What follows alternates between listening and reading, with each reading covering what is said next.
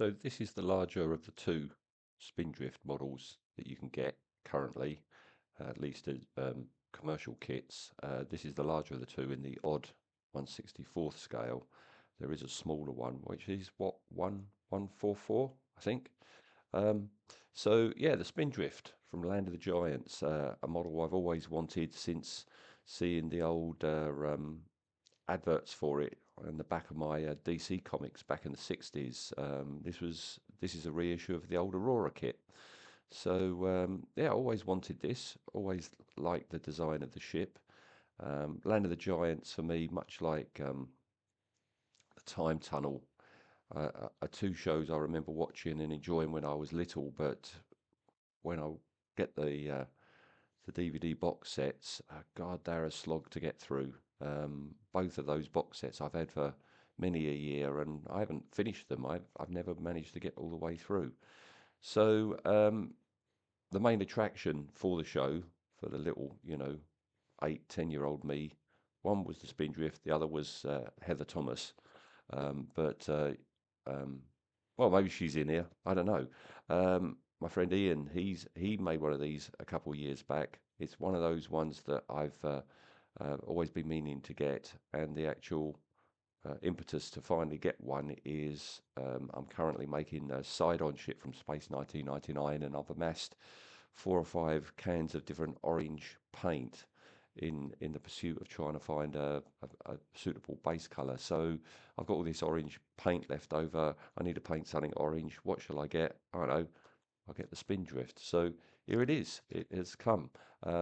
As I say, it's a re-release of the old Aurora kit, now produced by the Dull and Hobby Shop. So this is something I've got to decide what I'm going to do. And yeah, there's the other two I remember well from the back, back of my Batman comics. Now I've got to decide what I'm going to do. The top comes off to reveal the interior, right? Um, and I've got a couple of options. I can just build it out of the box, like so. No, 3 options. I can do away with all the interior and just seal it up, because things like that I never really, feel the need to lift it off and have a look inside. Use the interior parts for something else and just blacken out the windows. Or third is do this, seal it up, but light it. All right. So I don't know yet. I really don't know. So this is an unboxing today. Let's see what's inside. I'm surprised I've never had one of these over the years. Um, but there you go. Just never got round to it. Much like the Sea View. Right. So what we got? It's quite heavy, this box. Oh, blimey. Yeah,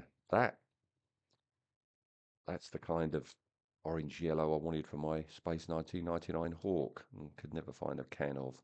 So uh, the orange I'm going to be using might not be totally accurate. So let's let's have a look then. So that's the two whole halves. So is this 1/64th scale? Is this a scale? No, no, no. The model when the Giants were holding them, it was it was much bigger, wasn't it? Okay, so that's bulkheads and floor for the interior. Oh, you get a nice stand. That's nice. I think it's crying out to put it in a diorama, though, isn't it? Okay. I think I might be getting a Betty. I think that's Betty there. And oh, blimey, that takes me back. That's proper Aurora instructions. Oh yes. And I guess that's the decal sheet. Ian, he painted on the decals that go on the body. No, I'm going to be using the decals. Can't be asked with doing that. Oh yeah, I've forgotten from Ian's one. You get flip-sided display thing, so you can either have it flying through a nebula, or you can have it being menaced by a cat. Oh, I think I'm going to do this. Yeah, I think I'm going to do this as a background, and therefore have a base with grass and stuff. All right, so that's a good start. Let's crack her open, and let's just see what's what.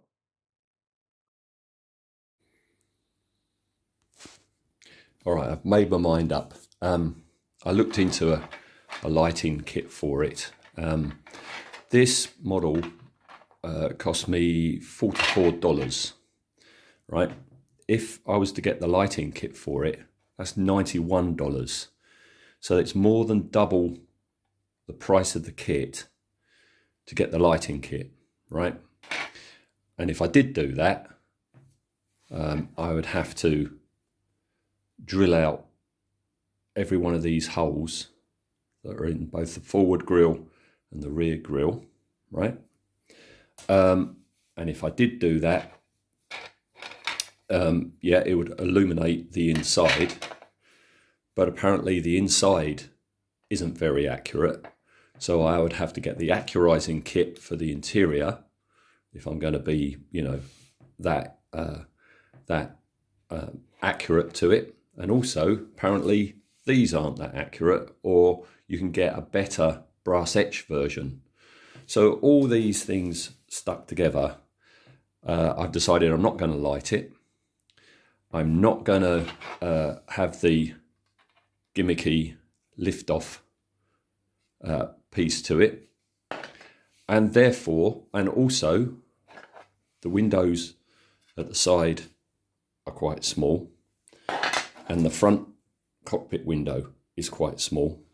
So even if I built the interior just out of the box as it was back in the 60s, and, you know, just went my own way and sourced some lights to put in there rather than go with the $90 lighting kit, and just went my own way, I mean, it's perfectly doable. I mean, this area here is behind the rear bulkhead, so I could put all the battery pack and everything in there, and it would be doable. And even if the interior was pretty accurate, you're not going to see much, because through those two windows, you've got, yeah, the living area here, right? The door, which has a sliding feature, so you can open it. All you'd see is the corridor here, and the cockpit, which goes here. You'd just be looking through a little bit there. So, with all those things done, and also because that's a sliding door thing, it says about you've got to put the decal on the door before attaching the door, and it's an awful lot of faffing. And like I said before, you know, I've done it before where you put lighting things in. It's an interesting little challenge, and you switch it on, it go, yeah, that looks all right. Never switch it on again. So what I'm going to do is I'm just going to build this. I'm going to seal it all up. And controversially, I'm not going to make the interior. All right. I'm going to black out the windows and just have it switched off on the shelf. All right. Oh, and I forgot to say, one curious thing that I have to do before I do anything on this model is on the side here, on both sides, you have an embossed logo, all right? And that's there because the Aurora kit back in the 60s, you didn't have a decal for that, all right? But you do now. This is a much more, you know, with it accurate decal sheet. And where are they? There you go.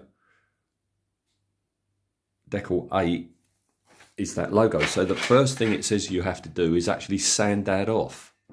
So the first thing I've got to do is actually remove that, which is interesting. Wasn't expected to have to do that, but yeah, that's the first thing I've got to do.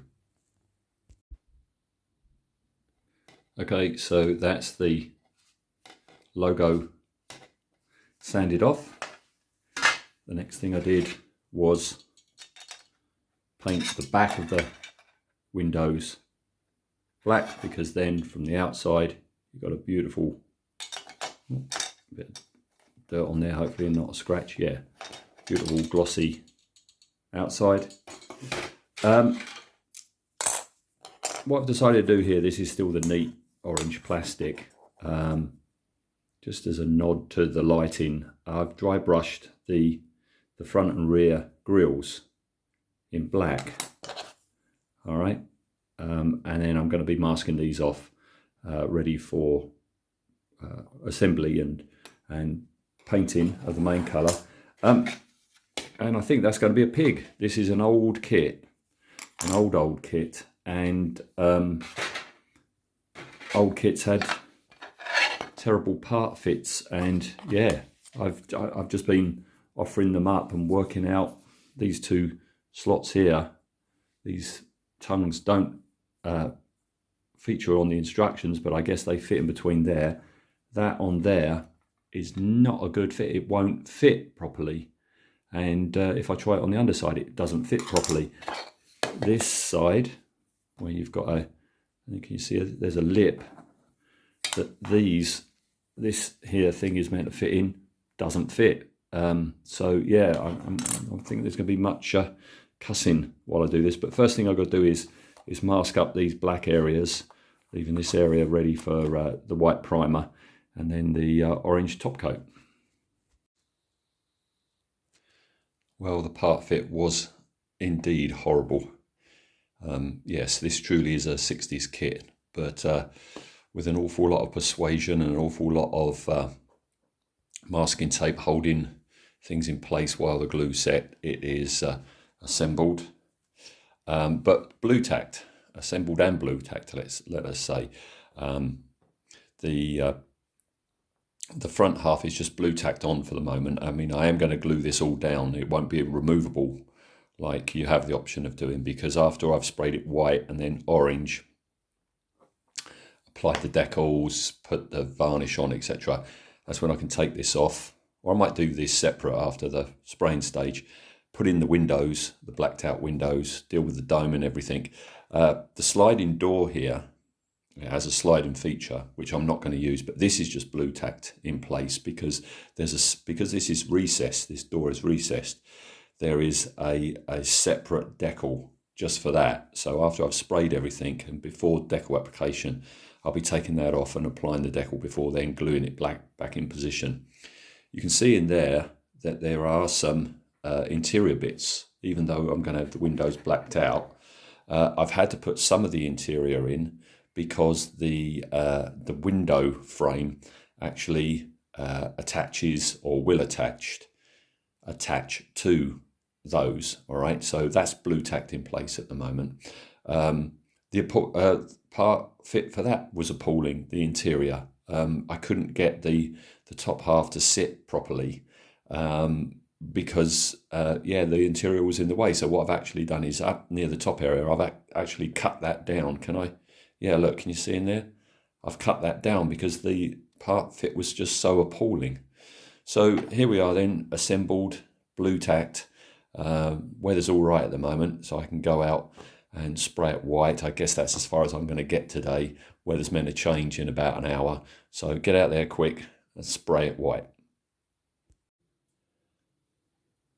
All right, don't look like it, but this has had two colour changes.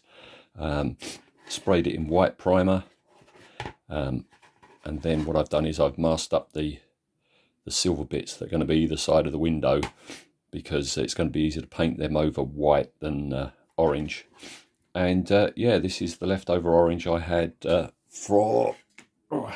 it's just here, for my side-on ship. Okay, so like I said at the start, the reason for choosing this is I've got all this orange paint. It's a good reason for excuse for using more of it up. Yeah, decals next. Well, this is all very peculiar. This obviously is the top main stripe, and it's one very long piece that is too long. And what you have to do is put it on, right? It comes down here, across the door, across the windows, and it says once it's dry, you've then got to cut the windows out. All right, so that's what I've got to do.